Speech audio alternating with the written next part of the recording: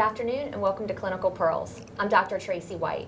Remember, you can join our discussion today by typing your questions into the chat box. We'll do our best to answer all of your questions during our broadcast today.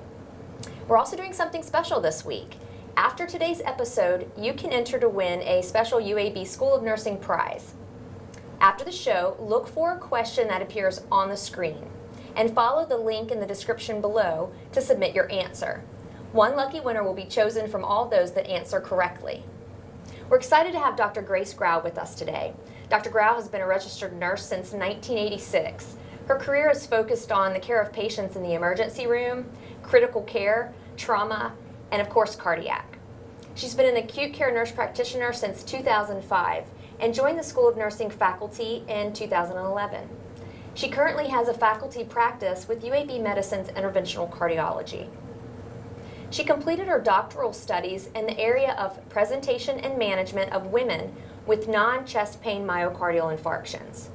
In 2015, she was inducted into the American College of Cardiology and is the charter president of the Alabama Association of Hispanic Nurses. We want to give a shout out to all those nurses watching from that organization today. Grace, it's wonderful to have you here with us today. Thank you for having me. So we're talking today about heart attacks in women. Do all women present differently when they're having a heart attack? Right, so women present differently than men when they're having a heart attack, and also based on age, they may present with some different symptoms. Excuse me. So with women that are older, we expect them to present similar to men, usually with the frank chest pain that most of us are used to expecting with a person presenting with chest pain. And with younger women, they tend to present with symptoms that are a little bit different. So you mentioned earlier when we were talking, it can sort of be premenopausal and postmenopausal. Is that true? That's correct. So I like to use the analogy of when we build a house. When we build a house and we put in PVC pipe, the water drains very quickly. And I like to use that analogy to demonstrate the blood that is circulating through our bodies at birth. And then after 50 or 60 years, there's a little bit of cholesterol buildup perhaps that has built up in the coronary arteries. Mm-hmm. And this is equivalent to that debris that builds up in the plumbing. So now you see that the water is not draining as quickly, and similarly with the body, the blood does not circulate as briskly because now we have obstruction due to cholesterol buildup. And we see that more commonly as we age, both in men and women, and and postmenopausal women, we see it with them. So what's the difference between those women and perhaps a plumbing issue and maybe a premenopausal or younger women who wouldn't have that same buildup? Am I correct? Right. So what I have seen in practice since I started working in cardiology is that we have a lot of young women that were presenting with heart attacks. And when they went for their heart catheterization, what we saw was that none of the coronary arteries had buildup in them. Okay, so I started thinking, and I'm going to use my hands now, started thinking my fist here represents the heart. And then these three fingers represent the main arteries of the heart. Okay, and so when we go in to do a heart catheterization, we are specifically looking at the flow of blood through these epicardial arteries. And what I found was that these women had positive troponins and positive changes on their electrocardiograms consistent with heart attack, but their coronary arteries were not blocked. So I started questioning what's going on. So I started thinking of a tree. If you take a tree and you look at it, it's got roots, and you may see the roots on the outside of the grass. Mm-hmm. And then I started thinking, okay, well, those can represent the coronary arteries, but out of each one of those roots, there are smaller roots that are the ones that supply the nutrients below. And I thought, well, that's the same thing with the heart. We have the main coronary arteries, and then we have the capillaries, and we have the arterioles. And those are the ones that supply the actual muscle. And I wondered, could that be where the disease is lying? And so that's what we're discovering, that for a lot of these women that do not have blockages in their epicardial arteries, the disease is actually microvascular disease. And that's a new and emerging area that's being heavily researched right now. That's an interesting way to describe it and such a visual. I really like that. So when these women with the microvascular disease present or begin having those symptoms, what do those symptoms look like, and how are they different than, say, that traditional type heart attack that we're thinking of? Great. So one of the things that we have noticed with women in general is that 43% of women that have a heart attack do not experience chest pain. 43%. 43%. Okay. And in the past, they used to refer to those symptoms as atypical symptoms. But they are not atypical when you have 43% of women that present with it. They're actually pretty typical for them. So we now refer to that as anginal equivalents. And these symptoms could be shortness of breath, that is unexplained, fatigue, that is unexplained. It could be some tooth or ear ache, neck discomfort, or possibly pain to the back, which, by the way, is the posterior part of the chest. So they can be vague complaints. They could be an unexplained anxiety that the woman suddenly is feeling. And so most of the time, unfortunately, because they're vague, they're ignored. Why do women ignore that? So they're ignored for one reason, because they do not understand that these symptoms could represent heart disease for them. Another reason might be because they are so busy taking care of families. They're younger, so they are starting their careers. They attribute these symptoms to, I'm tired because I've been working long hours, or I really don't have time to take care of that because I'm taking care of my 2 children. So they're busy, they're right in the midst of their careers. They're right in the midst of raising their families. And unfortunately, women have a tendency to take care of everyone before they take care of themselves. So these are some of the reasons, unfortunately. I can imagine that they just chalk it up to normal everyday fatigue. They do. Busy. Is that a problem with us as healthcare providers? Do we tend to also sort of just kind of not pay attention to those? So that's, this is another important point too, is that some healthcare providers are familiar with these anginal equivalents in women, and others still are not. So we see that primary care providers, for instance, they need to be very aware of these symptoms, because when a person comes in for a well checkup, they need to be asking certain questions. And family history is a critical question that needs to be asked, because heart disease is genetically predisposed. So as healthcare providers, we need to ask that question. Also, particularly when I was doing my doctoral studies, one of the areas that I looked at was the knowledge of triage nurses when patients present, because as we know, sometimes the emergency department represents the point of entry to the healthcare system for many people. And so what I did was I did a survey, and I looked at what do nurses in the triage area use when they are triaging a patient. And so they rely very heavily, of course, on their triage sheet.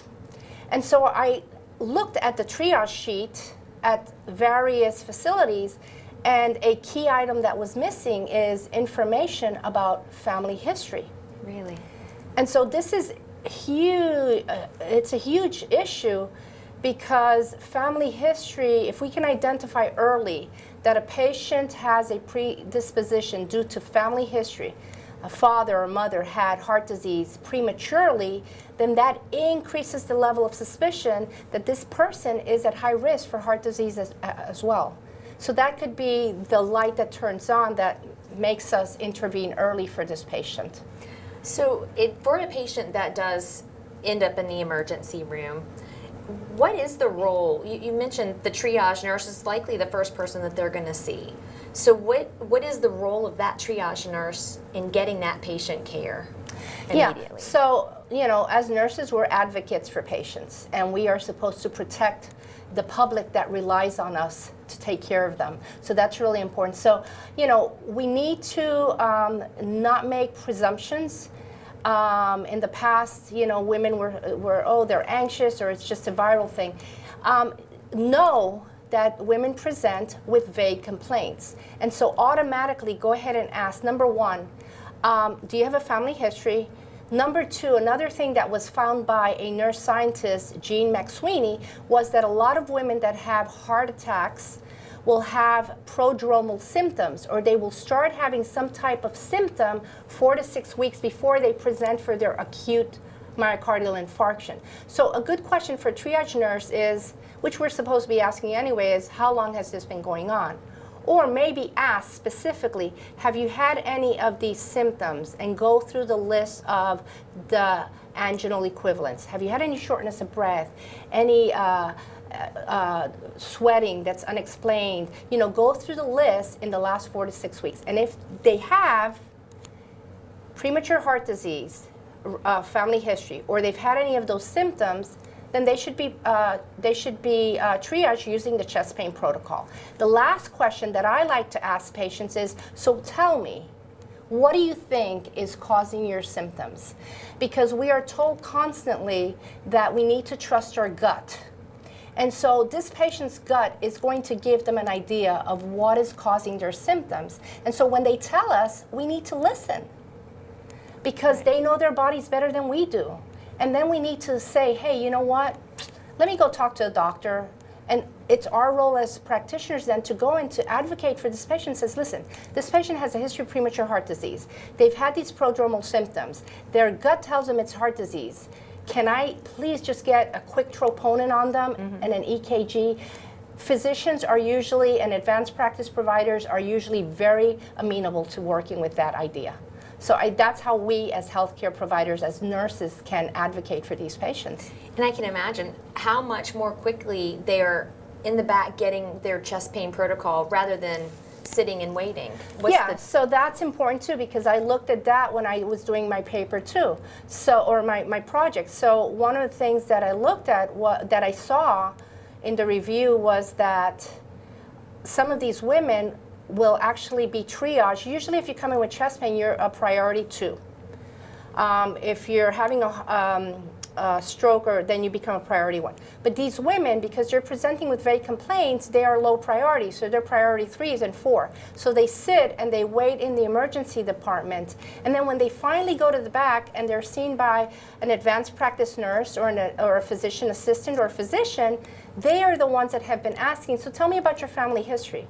And now they find out 3 hours later that there's a history of premature heart disease. Now they say, okay, let me get a troponin, comes back and it's positive. And this patient basically sat in the lobby and their heart attack evolved while they were waiting to be seen. So this is not acceptable anymore. We need to be proactive, and there is no room for delayed diagnosis or a delay in treatment in women with heart attacks. I hear you saying that the role of that nurse, that first person that the patient sees, is so important. That might be the most important link I hear you saying, to get them the treatment that they need. It actually is, and we see, what we have noticed is that when you have experienced registered nurses, these are the ones that will generally ask more questions, even though it's not in the triage form. They know because they've lived a long time, so they've seen different presentations. But when you get your newer nurses that do not possess that experience, they are not likely to ask. So that's where the changing of the actual triage assessment tool is critical. And so we need, actually, the Emergency Nurses Association plays a huge role in making recommendations for practice in the emergency department. And so that is something that the Emergency Nurse Association can help to change nationally. And that really is my goal, nationally, to change this. So what kind of resources can nurses use to better understand what they need to know to recognize this and help patients understand what's going on? Right. So one of the things that nurses can do, the first thing is go to the AmericanHeartAssociation.org website, and you can find a lot of information there. The other thing is that if you are a nurse that works with cardiac patients on a regular basis, you should become a member of the American College of Cardiology. They have a cardiovascular team that is composed of registered nurses, nurse practitioners, physician assistants. That's the cardiovascular team. So the American College of Cardiology is a great resource for learning more about heart disease in women. So we have a question from our audience. Okay. What misconception about heart attacks would you like to see disappear? Well, for one, the misconception that it doesn't happen in younger women, because we know that it happens in younger women. And actually, I was just reading an article by Dr. Barry Mertz, which is a prominent cardiologist, and she was actually even addressing emerging risk factors in young women. Risk factors that we're not even considering yet, such as premature deliveries of babies.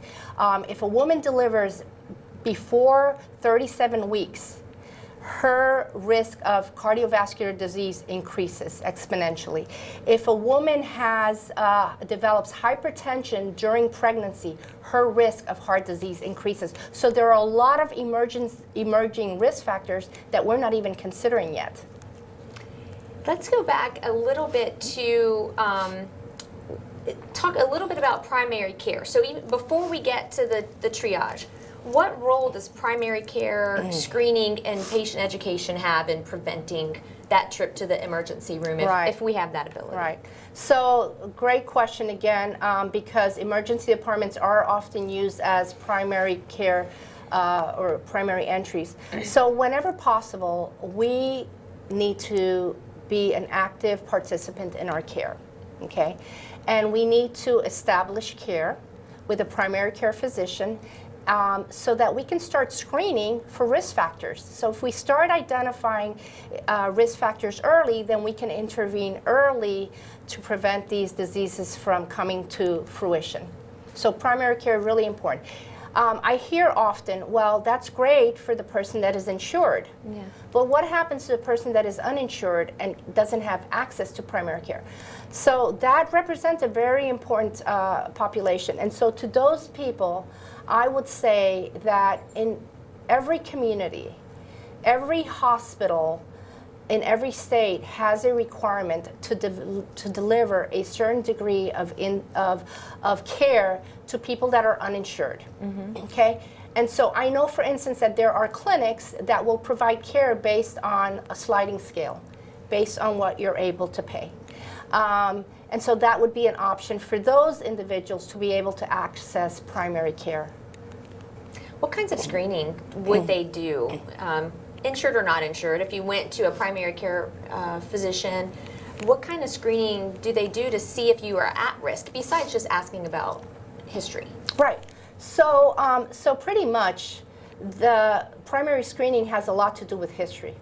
We're going to ask you about your family history, your individual history. Again, with these emerging risk factors, it's important to start integrating those into our history taking, which we're currently not doing consistently. You know, I would say for anyone that's going to go, the Go Red for Women, GoRedForWomen.org with the American Heart Association has a lot of resources, and they actually have a link that will take you to understanding risk factors, and it's a quiz, and you can check off these risk factors, and you can actually take this with you when you go to your primary care provider and say, hey, I have some risk factors, you know, and so that's important. It's really important to have a voice.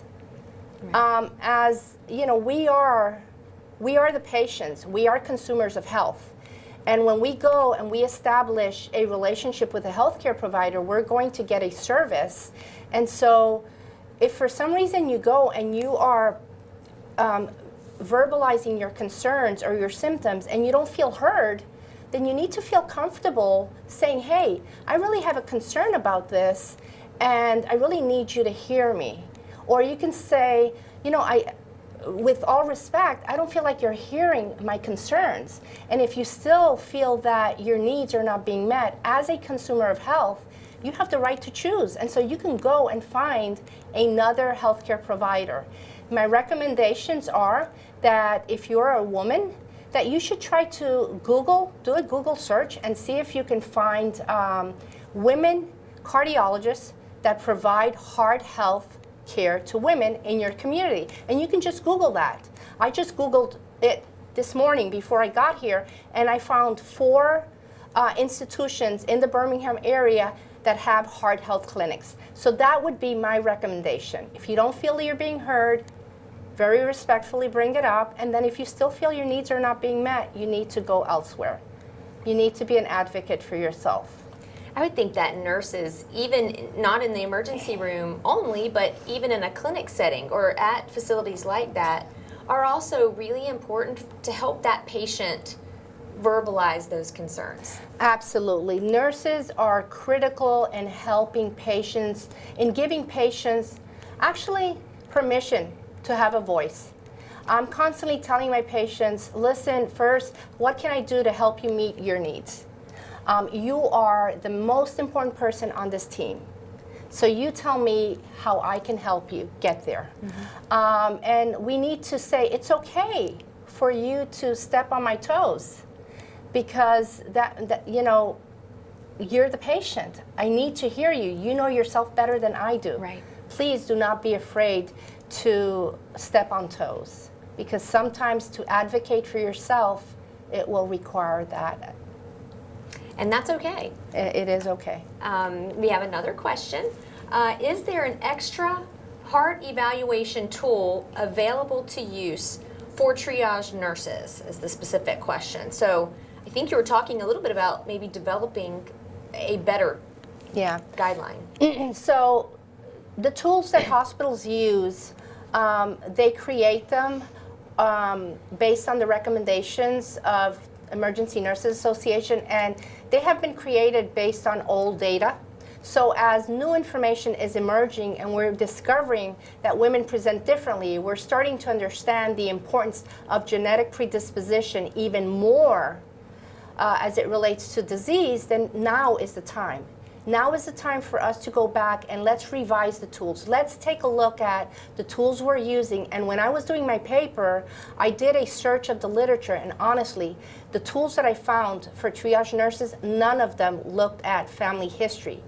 What I was able to find was I found a tool that was used by an emergency medical services provider, and that one asked about family history. But that was the only tool I was able to find. That's really surprising to me, because we teach our nursing students to ask those questions. It just seems so odd to me that it is not part of that history taking so I for think every disease. Yeah, so I think to be fair, triage is a rapid sorting of patients. And I think that when the whole triage tools were developed, we were looking at quickly asking the things that were going to help us categorize the patient quickly into, is it life or limb threatening? But since that time, the priorities and the triage priorities have evolved.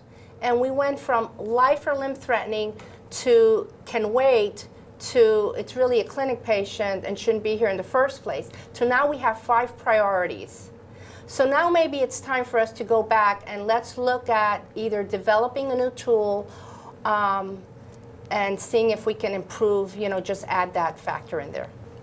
What are the repercussions of not catching these women having heart attacks early? Yeah, a lot of repercussions. First of all, it's a quality issue. When we do not identify any disease that is going on, when we don't diagnose it promptly, then we are not able to intervene promptly. And so in these women that are having ischemia to the heart, remember that time is muscle. The longer that time passes that this tissue is being injured, the higher the risk that you're going to lose the mechanical function.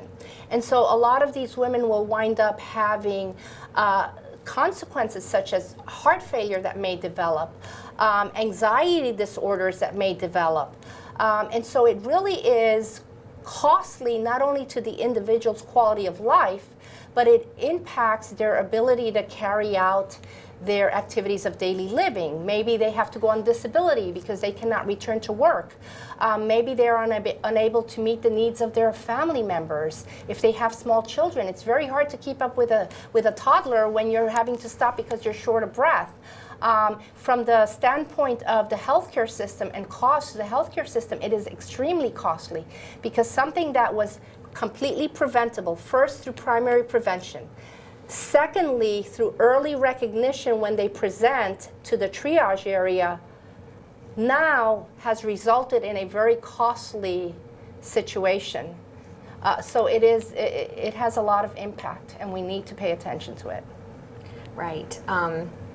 I can't imagine. You mentioned to me earlier, some of them, they might be on disability.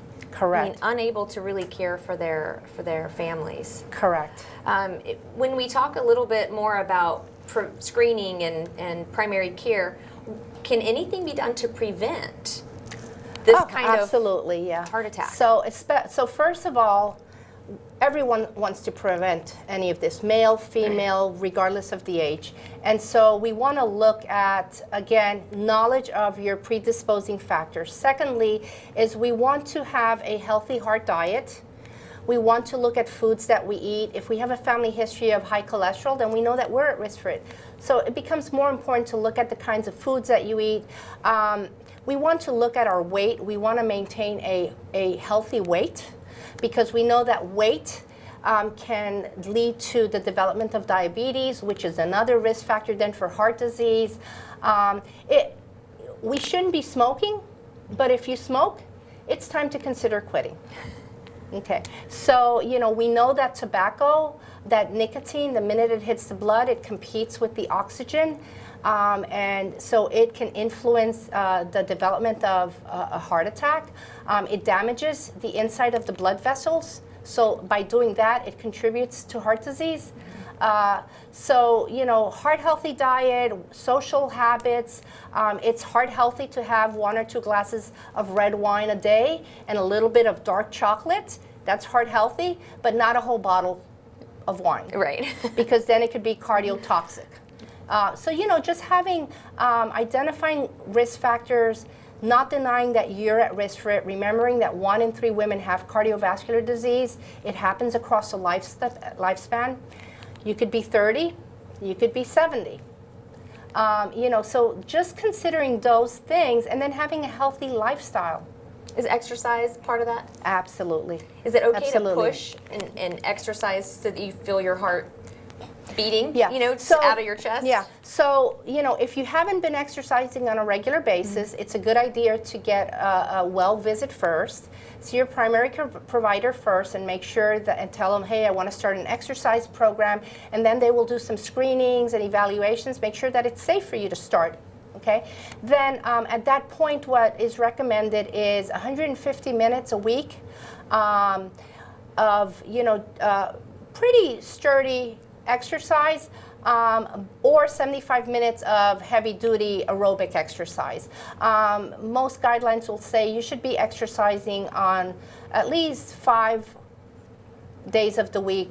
They really recommend on most days of the week. Okay. At least 30 minutes on most days of the week. Awesome. It's about time to wrap it up. I want to make sure that we have talked about those extra resources. Can you name those couple again that you mentioned earlier? Absolutely. So the American Heart Association, AHA.org, GoRedForWomen.org, the American College of Cardiology, and you can just Google American College of Cardiology. Of course, you have a lot of great resources in your communities. If you have academic institutions that are affiliated with hospitals, those are great resources just locally. Okay. If you want to find out what services are available for people that cannot afford them, then you need to Google in your communities. Just do a Google search and find out, what healthcare providers provide heart health for women. Okay. And if you can't find out, then call the American Heart Association in your local community, and they generally can point you in the right direction. Perfect. We have about 3 seconds to wrap it up. What is the one thing that you want to leave our audience with today? Everyone needs to practice heart-healthy habits, and everybody needs to realize that you're at risk for heart disease, regardless of your age. Please advocate for yourself, and nurses, please advocate for your patients. Perfect. Grace, thank you so much. What a wonderful discussion. Thank you all for watching. Just a reminder, don't forget to stick around to see that question for the prize giveaway. Follow the link in the description below to submit your answer. Good luck, everyone. See you next time on Clinical Pearls.